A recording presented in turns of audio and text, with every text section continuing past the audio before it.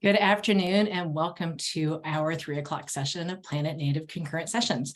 My name is Stacia Stelk and welcome to Meeting the Increasing Demand for Native Plants. As we go along, this is a Zoom interface, so don't forget to make comments using the chat feature and to ask questions with Q&A.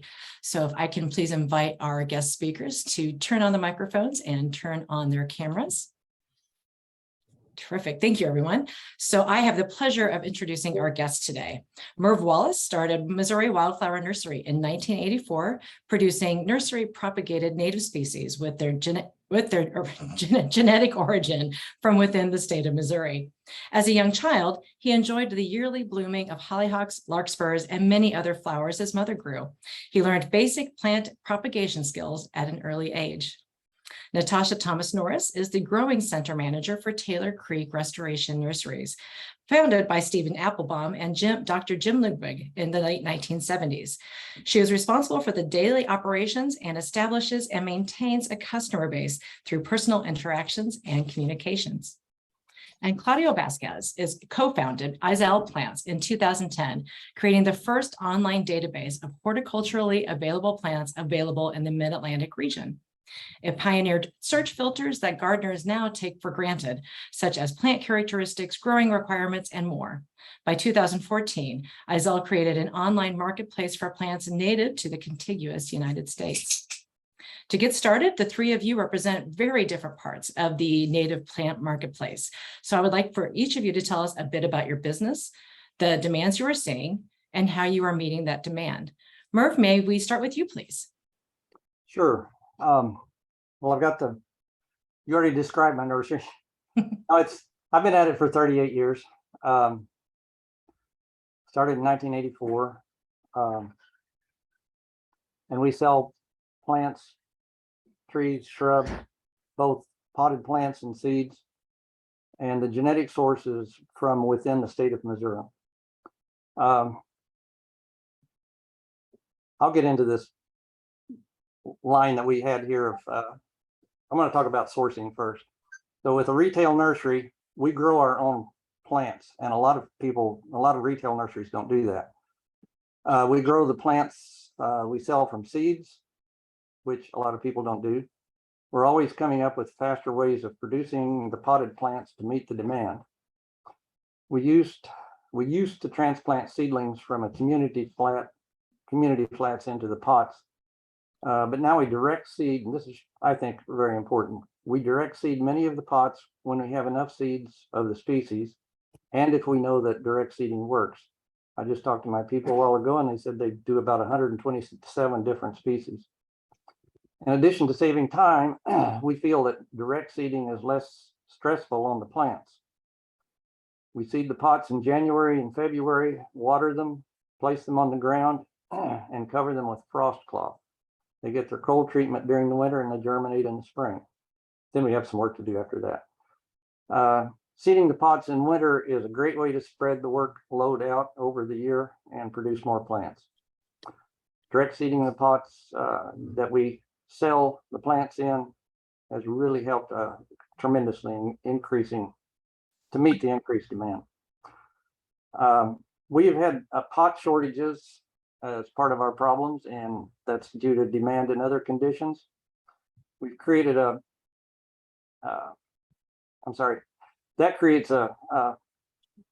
in the process of ordering pots 2 years in advance, and that creates a need for more storage space, and we're in the process of building some new buildings for that and other purposes to meet the demand of our growth. Being almost exclusively a retail nursery, we get the plants to the consumers any way that we can. This is talking about the transportation part.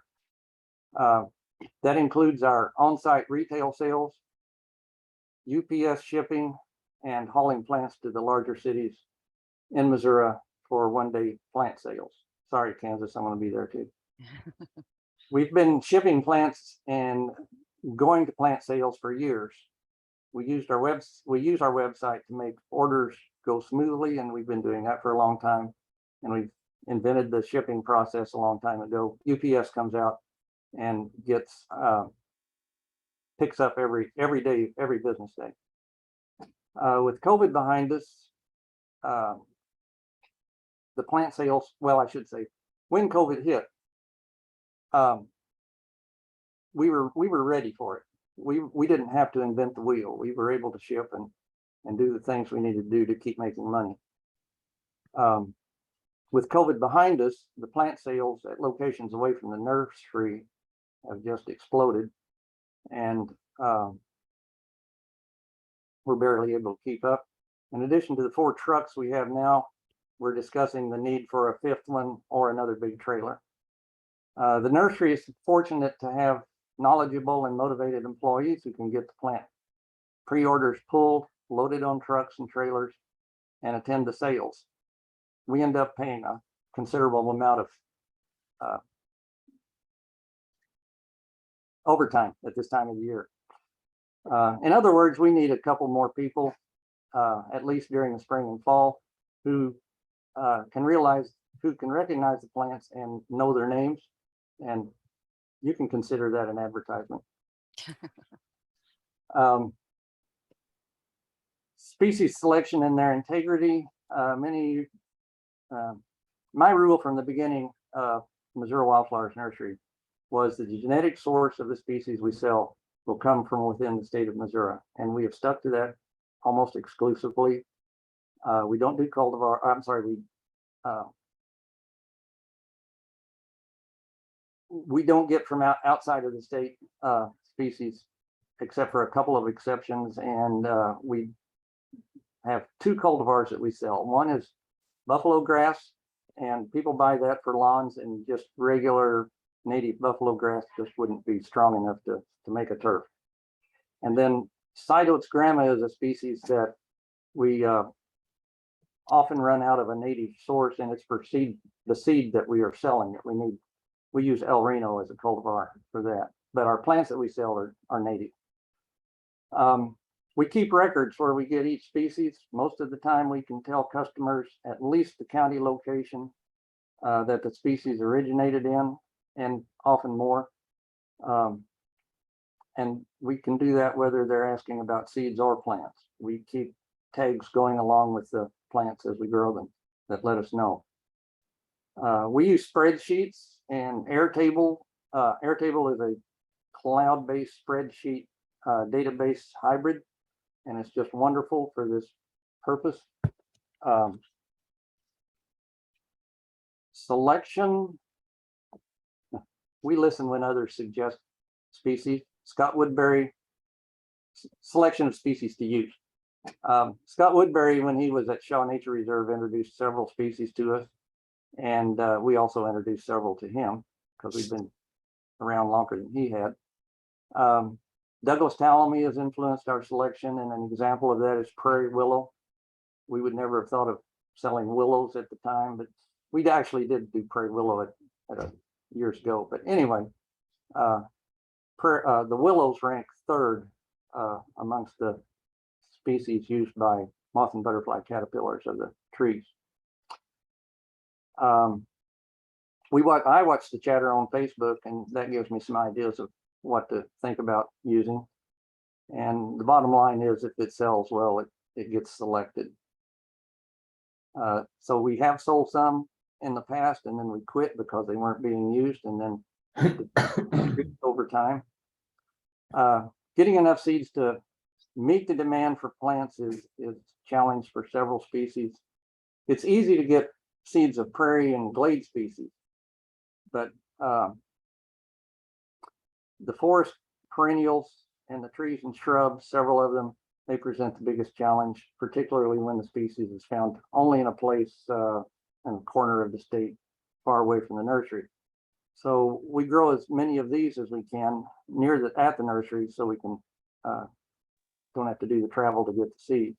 Red buckeye is a good example. It's in southeast Missouri, and we still aren't producing enough seeds here, and demand for red buckeye keeps increasing. So we buy seeds from a person who is about an hour away, and they don't have Ohio buckeye nearby to cross with it. That's the important thing about red buckeye seed to me.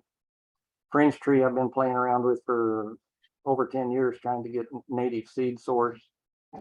So I'm still having to go to Taney County to try to get it, but I've got 7 trees out here in the yard.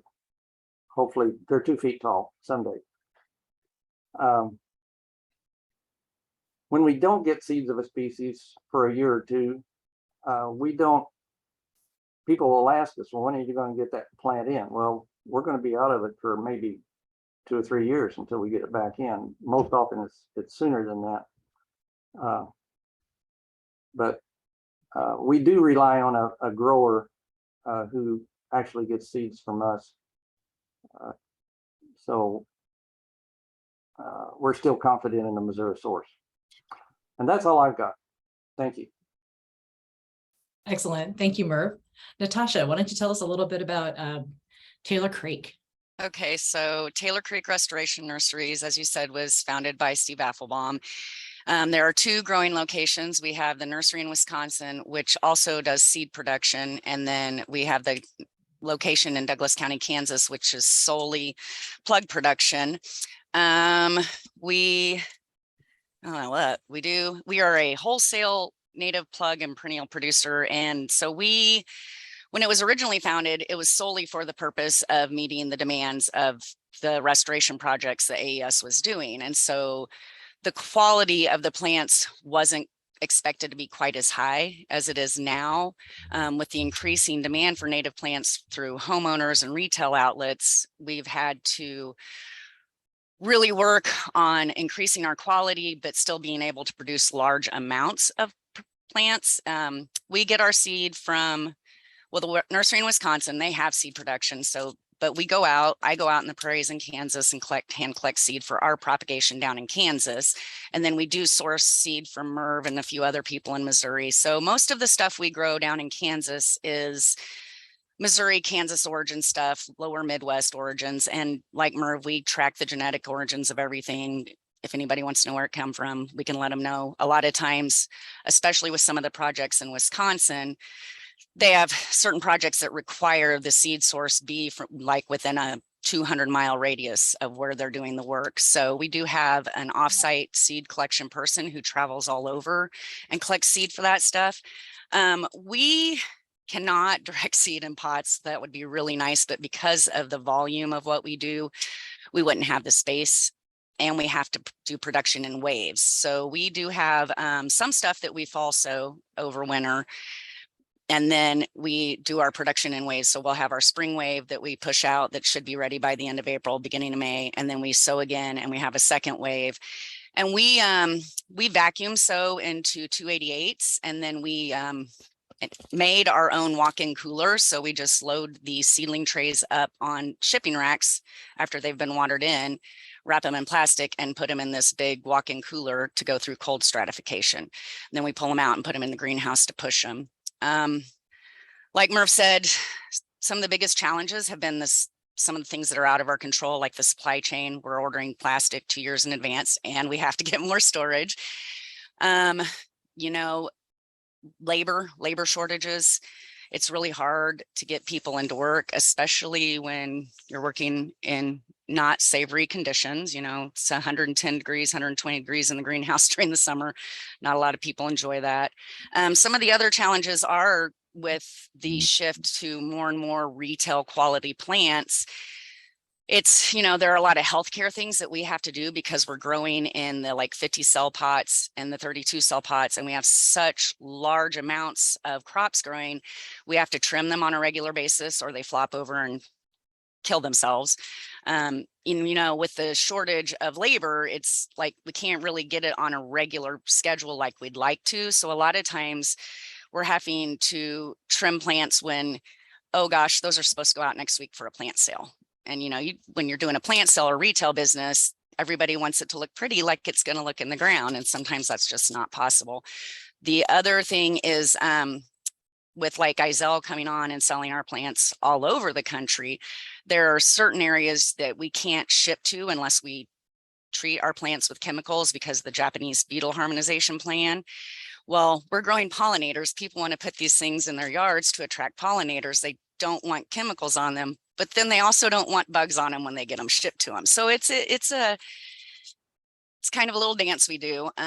Another challenge is, just availability. Well, you can't really predict what everybody's going to want next year. So we do our best forecasting what we need to grow. But there'll be a lot of times people will get our availability and be like, oh, well, they've got 30,000 of this. I'm going to order some. Well, between the time you looked at it and you ordered it, somebody else might have come in and, oh no, I want 20,000 of them. So it's a moving target at all times. Some of the frustrations have been with shipping small pack. Even though the boxes say live plants, arrows up, FedEx, UPS, they sometimes don't care about that. We get a lot of plants that arrive. They've even sent pictures of confirmation of delivery with the box sitting on its side. So that's kind of frustrating. So we're having to improve our packing and shipping methods all the time. Yeah, we're just, we're starting to try out some automation because it is hard to get the labor to do the transplanting and stuff. So that's kind of where we're moving. We often feel like we're driving a freight train down the track and we don't know when it's going to slow down or stop. But yeah, that's about it. Excellent, thank you.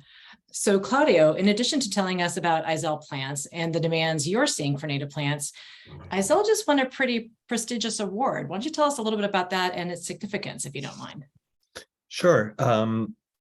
This year we were awarded the Retail Sales Award by the Perennial Plant Association. And it's a relatively small association as far as this, professional associations go. But ultimately, the horticultural industry is pretty small. So with that in mind, the association really has a lot of influence on the industry as a whole. And participating in the symposium where these awards are given out, it's kind of gives a pretty good insight as to where the direction, what direction the industry is going. And to back it up a little bit, the industry has gone through tremendous changes over the decades. And we had a period where gardening meant maintaining a lawn, possibly some foundation planting. Then we started moving into when it came to flowers, a focus on bedding plants or border plantings, a lot of annuals. And it actually took quite some time before the public started getting interested in perennials. And the perennials that started coming into the market were tried and true perennials that had been in cultivation for, in some cases, hundreds of years. Many of them were being brought in from Europe.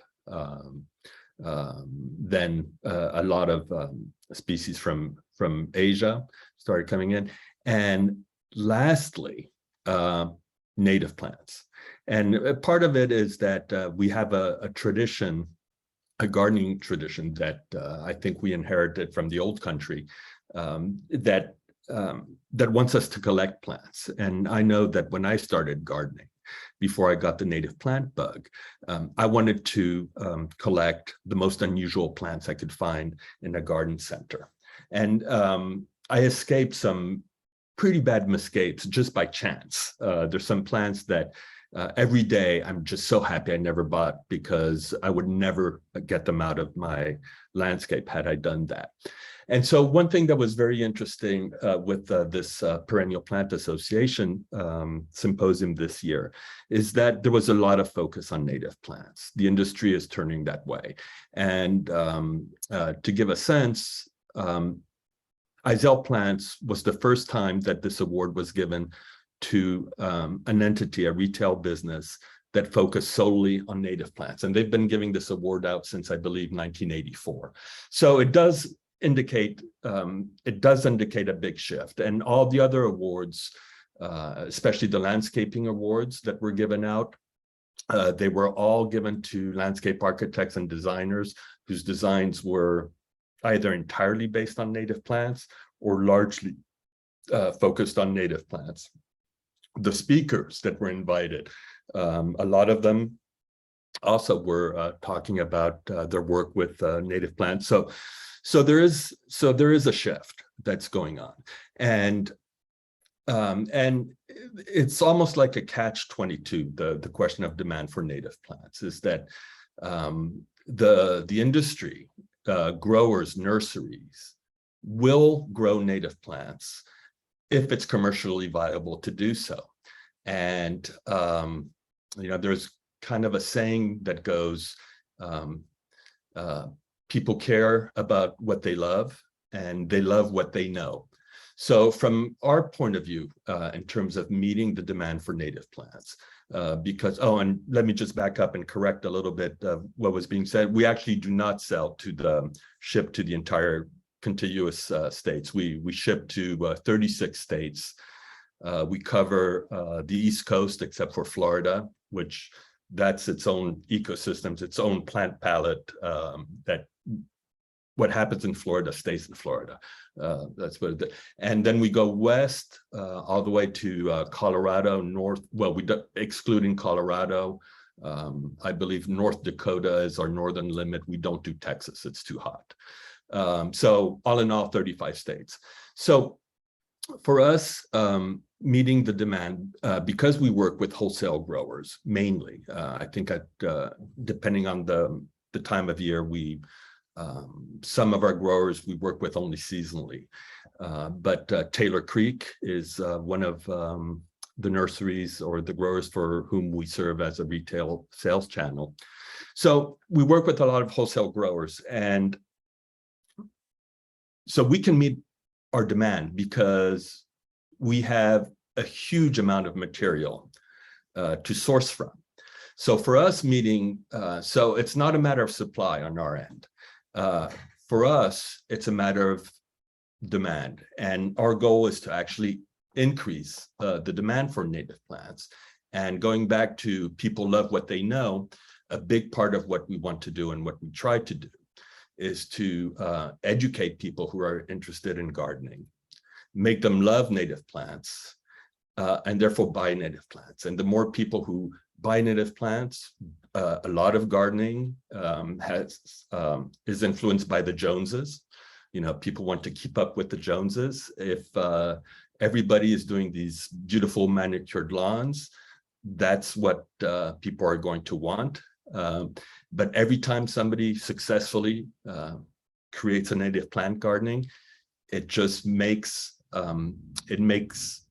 gardening with native plants that much more appealing and that much more viable, as it were. So for us, it's really about marketing. It kind of sounds like a bad word, but really getting the word out. And actually, we're very excited because Eisel Plants, since its foundation, was just a team of 2 people, myself and Amanda McLean. And as of last week, we brought a 3rd person on board, and we're extremely excited about that. And her responsibilities will be, we haven't come up with an official title yet, but her responsibilities will be education and outreach. She comes from 15 years at Hoffman Nursery, which is another wholesale nursery with whom we work. And it's one of the largest producers on the East Coast of native grasses and sedges. Basically, they do graminoids. So we're really excited about that because graminoids are often overlooked in the landscape. There's a lot of emphasis on pollinator gardens. We believe that, well, ecologically, it's great to provide food for the pollinators, but you also have to provide shelter. And the grasses are the best to do that. A lot of insects, a lot of pollinators overwinter under the dormant grasses, especially bunch grasses, and as well as larvae. So it's really important. And so we're really excited to have Shannon on board and to just, add that level of information and education and speak at, hopefully speak at events such as Planet Native in the future. And yeah, that's the way we handle demand. We try to create it. That's excellent. Thank you. Oh, and I would say, sorry, just two more things. One, I wanted to address a point that Merv brought up. That is one thing that we found, which is also true on our end, even sourcing from a lot of growers, the difficulty in getting these shade perennials, these forest perennials in production. And that is something that we're always short on. And I'm glad Merv brought up why we're short on them. There are technical difficulties associated with that. Another thing I wanted to just quickly mention is that a lot of nurseries and a lot of growers could probably run their business, including ourselves, on 40 of the most popular species. That is our bread and butter.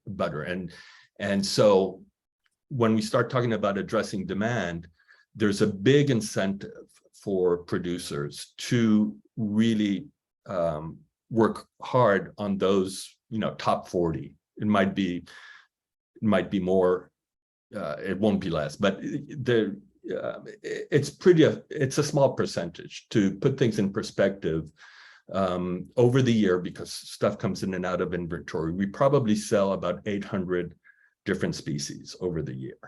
And again, out of that, anywhere between 40 and 100 species represent the bulk of what we sell and the bulk of what our growers produce. But Elliot Dimler, who has been on Planet Native in the past and is essentially Natasha's counterpart at Taylor Creek, but at the Wisconsin facility, told us something really interesting during this PPA symposium in Pennsylvania, that thanks to us, Eisel, he was able to keep some of those rare plants or plants that are less popular in production because there's an outlet for them. As small as it may be, most of us are doing this for the love of plants, and we don't want the market to be limited to just a handful of echinaceas and milkweeds. We want to preserve plants, we want to preserve genetic material, and we want to share that material and get it into the public's hands. Well, and it seems like some of our founding principles are biodiversity.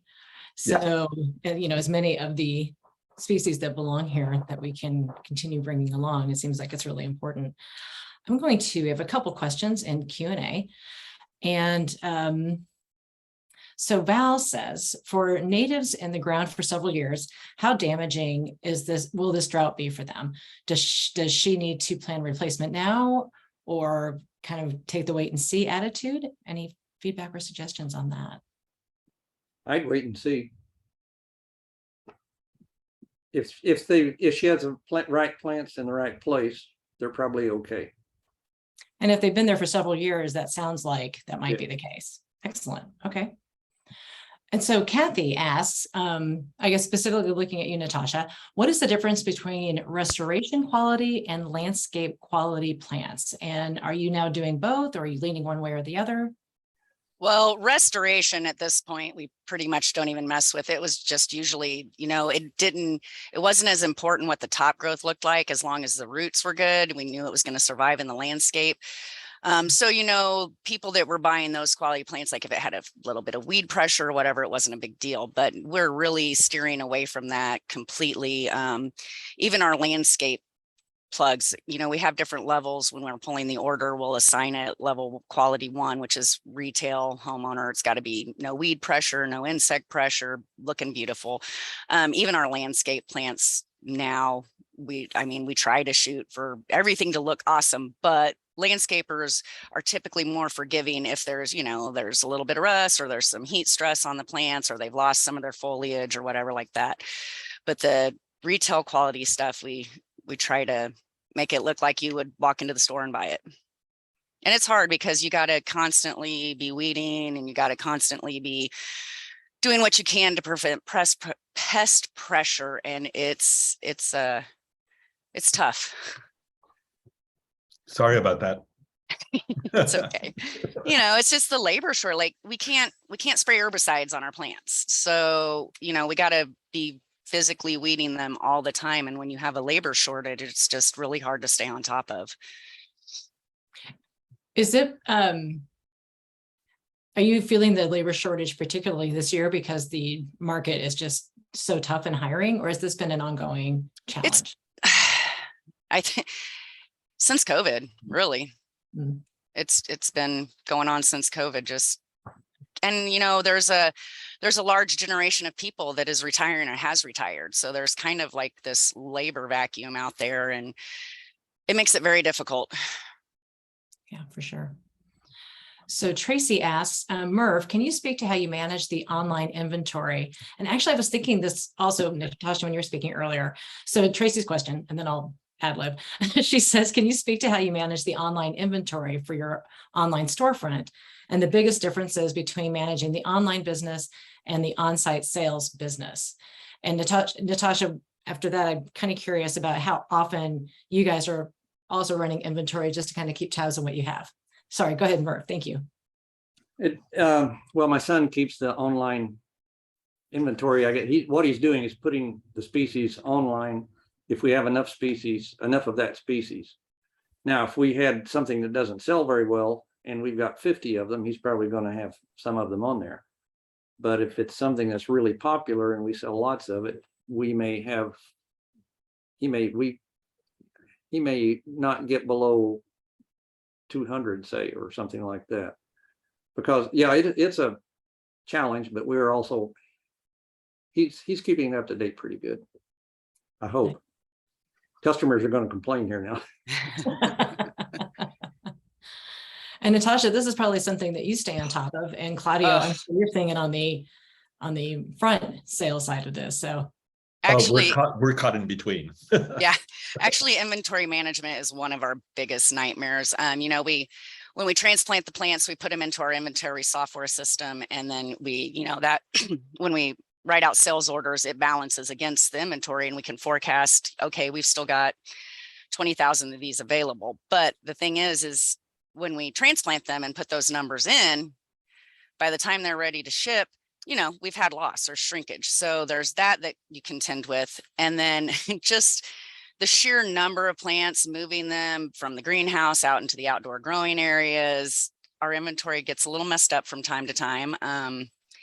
It's always a moving target. That's why when we're getting close on numbers, before they will write a sales order, they'll be like, can somebody go out and check to make sure these really exist? And so we try to do it, but sometimes we have to come back and say, I'm sorry, we don't know where that crop went. Sometimes they just disappear. what's that like on your side, Claudio, being Well, being stuck in the middle, as you said? Yeah, well, we don't have to deal with actual inventory. We deal with virtual inventory. So we don't count plants. We count the plants that the growers make available to us. And that creates challenges because every grower with whom we work has different methodology. And over the year, we work with about 12 growers and nursery, each with different systems. So, you know, on the high end of inventory management would be North Creek Nursery, where we have actually integrated our online inventory with theirs. So our inventory gets updated. Our inventory of their plants gets updated, I believe, every 3 hours during the day. So as they sell plants, because also we're working off of inventory that other people are buying off of outside of IZEL, because every wholesale grower works with a number of brokers and they have their own direct sales. So yes, it's always a moving target. What's nice about North Creek is that as their sales rep input sales and they get pulled out of their computerized inventory, we get updates every 3 hours. Even with that, there are mistakes. There are orders that we have to cancel. Sometimes due to inventory, and Natasha touched several very good points. with regards to, it seems basic, but dealing with customers or dealing with the end consumer, people forget that these are agricultural products. These are live products, and there are crop failures. There is such a thing as, you have a flat of plants and it's fully grown, and there are a handful of cells that are empty in the middle. It is just, these are live plants. It's difficult to manage them. And some people are more understanding than others, but some people believe it's just like, buying a set of plates on Amazon. You buy a set of 12 plates, you expect to have 12 perfect plates. And if they were available in inventory, what do you mean there was a crop failure on the plates? So again, on our end, a lot of education has to come into play. Yeah, inventory is a challenge. Well, and so Natasha and Merv, as growers, I get it, you have attrition as you're cultivating failures. Is there any predictability in that, or is it just? Well, we generally, go ahead, Merv. Well, they update the inventory, which I mentioned a while ago was on the air table. The biggest thing that we do in terms of keeping up with that is we're selling, our sales area here at the nursery is also where we pick plants from to go to the sales, the pre-orders, or UPS shipping. All of that is picked from the sales area at the nursery instead of going down to where we're keeping them as they're growing. So once they come up from down there, then they get taken off the inventory. And our sales area is sort of like a typewriter keyboard in terms of people knowing where to go and find the plants. Sorry, I got off track. See, It's all good. Natasha, you were going to say. I forgot what the question was. Is there any predictability of, because I think if you're selling plates, for example, to use Claudio's, you have a general idea of you're going to expect 5% are going to come off the truck broken. So is there predictability in any of, we generally enter our inventory with a 10% reduction right off the start. Some crops, we tend to have higher losses. We know that crop's going to have higher losses, so we'll enter them at a little bit of a lower percentage when we enter them in. That's basically how we handle it. And there are some crops that are really reliable and they're going to do great and you're not going to have a lot of losses. And then there are some that are just, I don't want to grow in this black plastic pot. Sorry. Mm-hmm. They're living creatures. And that's what we found to be across all our growers. The methodology is, you account for like anywhere between 10 and 20%. And as Natasha mentioned, when it gets tricky is when you get towards the end. When you get towards the end of that, and sometimes we end up being short sold. We're working with wholesale growers, and if we ordered 2 flats and there are only 15 flats left, and somebody comes in and places a wholesale order for 13 flats, guess who's going to get the short end, So yeah, it gets tricky. It does. So Marco asks, what are the biggest things that native plant organizations like Deep Roots can do to help grow the industry? Don't all jump in at once. Education. Keep doing what you're doing. Yeah, you guys are doing a great job. Education. I think just getting people as they're transitioning to native plants to understand that they are different, and like roots are the really important thing. It's not so much the top growth with the perennials, because if you've got a good root ball, get it in the ground, it gets established. It's no problem. Yeah. But you can have really pretty top growth and really wimpy roots, and you go plant that plant, it's going to die. No, exactly. And keep doing what you're doing, and everything ties in together, like your presentations. Before coming on, I was listening to the soil doctor, and I can't remember the doctor's name because I can remember my name. But but he spoke a lot about how the soil affects everything, including root growth. And Rick Dark, who was keynote speaker, kind of made a big point of understanding what plants want to do. And I think that is very important as people transition into native plants. People got used to, essentially, no offense to poodles, but they got used to poodle, the poodles of the plant world, pansies. We know what they're going to do. Unless you don't water them, they're going to survive wherever you put them. And when we're dealing with native plants, compared to the poodles, we're talking about wolves, and they're not tamed. They need to grow in the environment that they are genetically adapted to grow in. So again, education is very important as people transition into planting native plants. You cannot just buy any plant, put it anywhere, and then call us and say, well, it didn't grow. Education is key. Information. We have to adapt our gardens to the plants that will grow there. We can't really decide, I want this plant and I'm going to grow it no matter what, because the native plants are not going to let us do that, with few exceptions. The native plant industry is experiencing the results of all of those people that got enthused about Douglas Tallamy's message. I think that includes Deep Roots.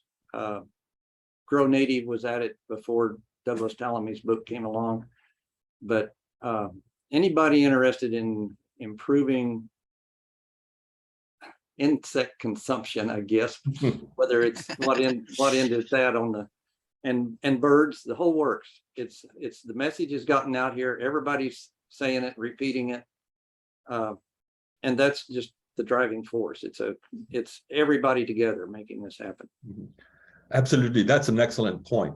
We went from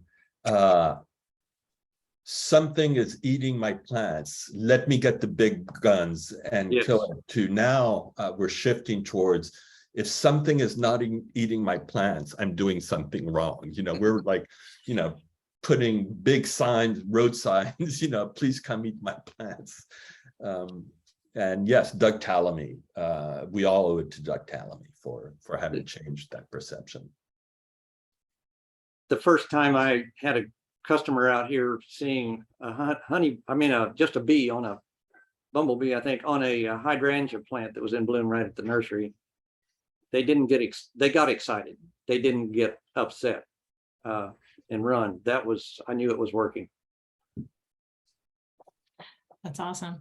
So I'm going to jump into Alyssa's question really quick, which is, do you have something got changed on my screen? Do you have any advice for finding local ecotype seeds in areas where there aren't any native plant seed companies nearby?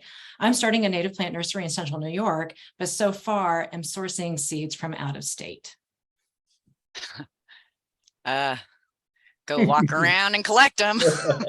Since I started the nursery in 1984, I still do it. I'm out there getting seeds and from wild locations. It's a matter of finding them, making connections with landowners, getting and all of that.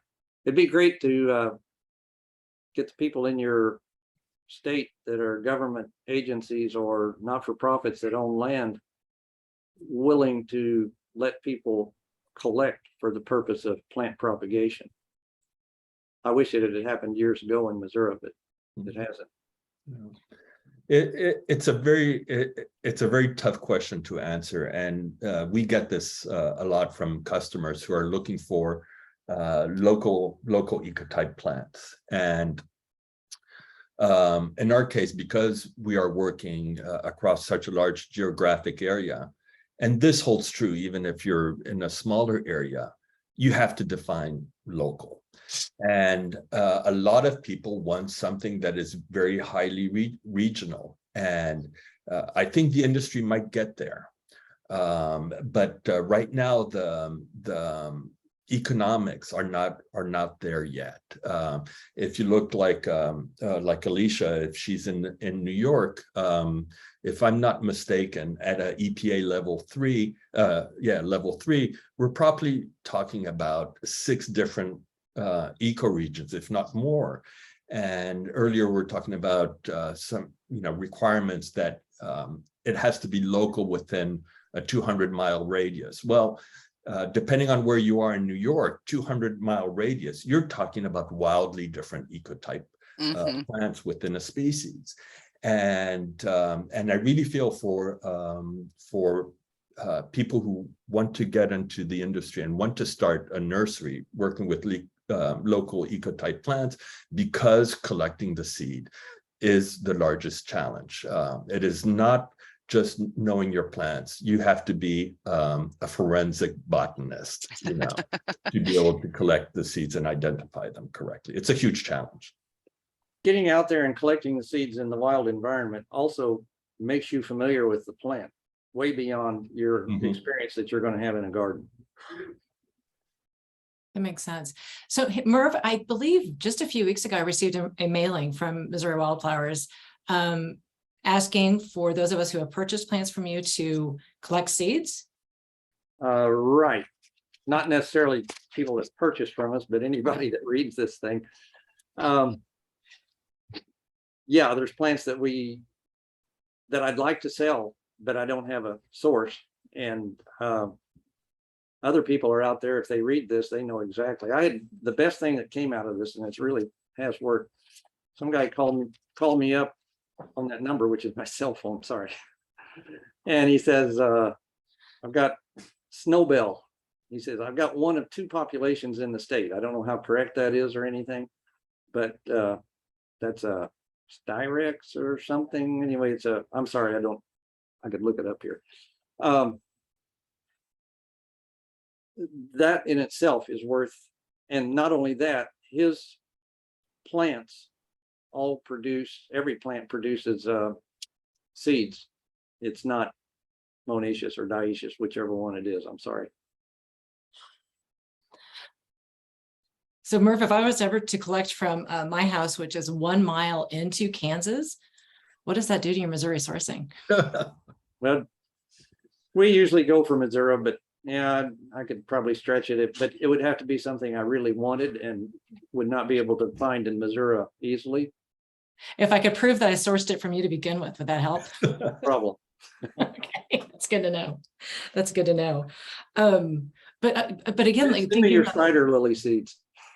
I don't think I have those. But thinking about the sourcing and so a couple of weeks ago, Monarch Joint Venture distributed an email. There's been a recent publication that a lot of the milkweed plants that are sold in big box and major retail stores have neonics, which is sort of the opposite of what you want to do when you're trying to bring monarchs into your garden. And so I think sourcing and the way that like Taylor Creek and Missouri Wildflowers and some of our other partners are moving forward is really significant. How do we, to me, one of the challenges is how do we fix either their sourcing problem or just make sure people know to go to the experts and stop impulse buying when they're checking out at Home Depot, for example?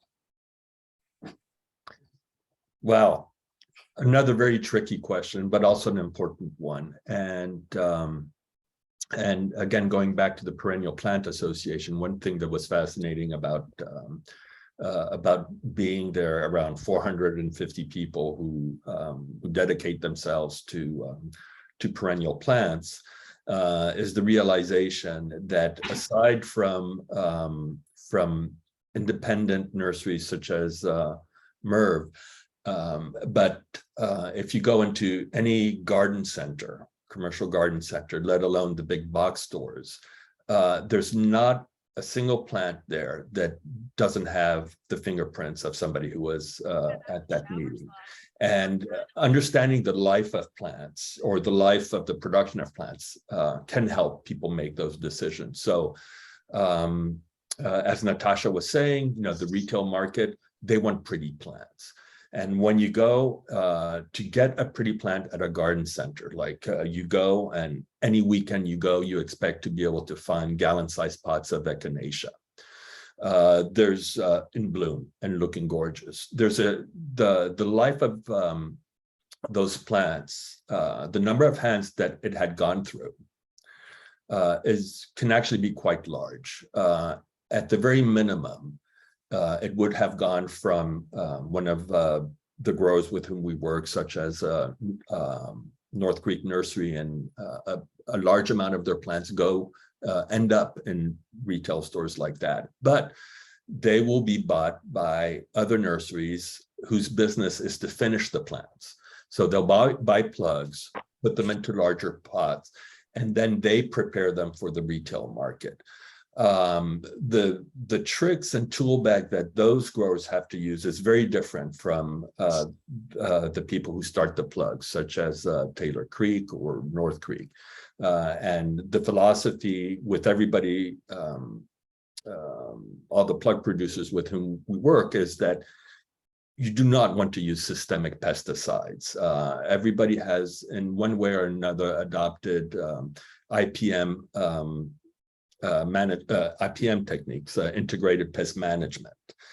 But once they move out of there, a lot of customers do not want to see a bug-eaten plant, and that's when the neonics start coming in, and that's when we all think of fertilizers, to make plants look better. Well, at some stage of the process, growers have to go the other way. You want to stunt the growth of the plant so that they look beautiful forever or beautiful longer, and you don't have to cut them back to make them good. And so there are a lot of chemicals involved in doing that. So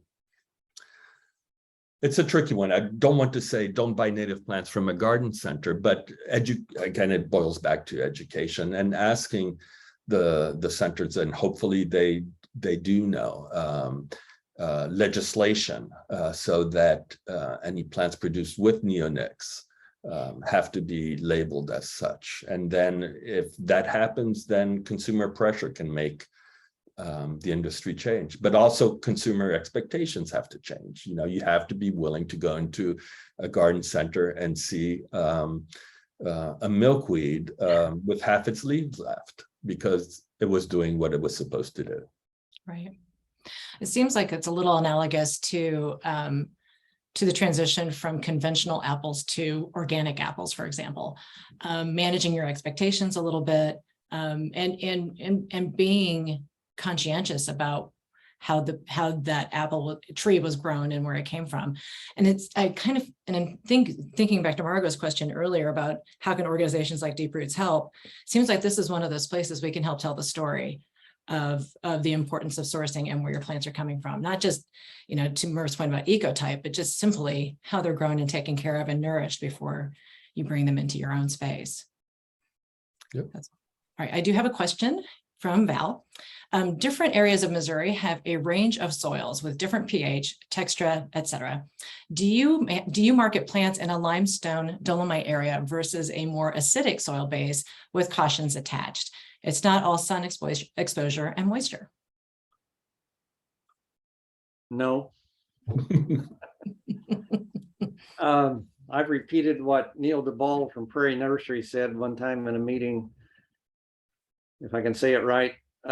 Most native plants can be found in pH between 5.5 and 7.5, with 6.5 being the median where you're aiming for. So that range, though, most everything will grow, which includes most of the species. Excellent. Might be wrong. I did have a question that I answered offline, but I will go ahead and bring it. Kathy wants to know, and this is a question I asked before we went live, Claudia, where can she get more shirts? She says hers are wearing out. Well, if you go to our website, izelplants.com, and you go to the footer, which on our website is the brown section at the bottom of any page. And under the column that I think we have 3 columns there. And under the column about Izel Plants, we have a lot of information that you would expect to find there about us, you know, resources, blogs, things like that. And one of the links is to our t-shirts. And the reason they're not part of our catalog is that they're printed by a third party. So when you go there, you're actually taken away from Izel Plants to Teespring, who prints our t-shirts, and they print them on demand. So you can order the size and color and design that you want. They print it and ship it straight to you. We don't even know, they won't even let us know who's buying them. So That's unfortunate. yeah, it is. But we don't get any complaints. Oh, there you go. There you go. And I'm assuming this is one of the shipments that you send out that does not have live stamped on it. Exactly. We don't get complaints and they don't die in transit. Excellent. Well, I don't have any other questions or comments in our stream. Are there any last final thoughts that you would like to share? Grow natives. Grow natives. What you Yeah. plant matters. Merv, final That words? matters. Yeah. What does my logo say? Don't have my t-shirt on. Plants bring nature home. Love it. Yeah. Love it. Well, thank you all for your time today. This has been really, it's one, as somebody who is, trying to get more people to source plants from people like you, it's helpful for me to learn more about the industry, sort of from the back of house view. So thank you for sharing your time today and your expertise, and go native. And thank you for doing this, and thank you to Deep Roots, Casey, and Planet Native, because you're an integral part of the mission. So thank you for having us. Yep, thank Claudia, you. for saying that. Right. All right. Thanks, everyone. Have a great afternoon, and we will see you tomorrow. Bye.